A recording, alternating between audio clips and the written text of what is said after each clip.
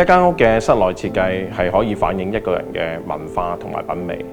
而今次呢間半山堅尼地道2210尺嘅複式單位，設計嘅靈感主要係嚟自摩納哥。我早前去摩納哥旅行，發現摩納哥嘅圖案同埋線條，以及當地嘅建築美學，俾人一種舒適而華麗嘅感覺。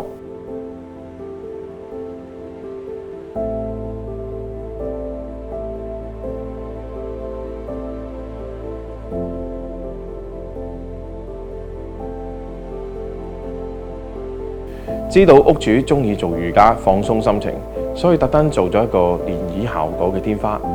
俾佢感覺可以慢慢沉醉喺平靜之中。我了解到屋主嘅生活模式，佢經常都會邀請朋友嘅聚會，希望客人入到嚟呢個空間可以好輕鬆咁傾偈。所以成間屋嘅設計同埋用色都係比較柔和，加上用上 Lutron 嘅 Palladium 超靜音捲簾系統，可以輕鬆控制自然光入屋。屋主選用咗 Lutron 嘅 Palladium 靜音捲簾，係因為佢嘅設計創新，精工打磨一體式嘅支架，巧妙咁隱藏晒所有嘅電線，配合同款質感嘅金屬 bottom bar， 貫徹整體嘅設計風格。同時，每一幅窗簾都可以保持同步升降，全靠佢嘅專利技術，好整齊咁停喺同一個高度。另外，屋主中意舉辦下小型派對。輕觸式嘅 Alice 嘅場景面板可以幫佢方便調校光影嘅氛圍。Alice 嘅場景面板用咗人手打磨嘅金屬面，加上獨有背光嘅圓形光環，襯晒屋主喜歡嘅摩納哥設計線條同埋美感。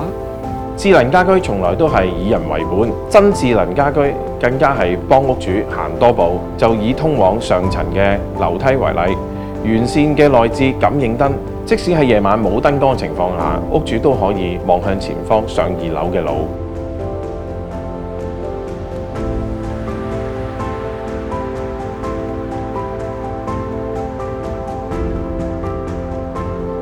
Lutron 嘅智能照明控制系統可以令成間屋嘅設計氛圍升華到另外一個層次。Lutron 將光嘅美感融入單位嘅設計入面。靈活嘅 programming 同控制，做工精細嘅捲簾同埋場景面板，仲有一個配合智能家居方便嘅 mobile app， 一切嘅精心設計，令到越嚟越多對生活同品味有要求嘅人成為 Lutron 嘅客戶。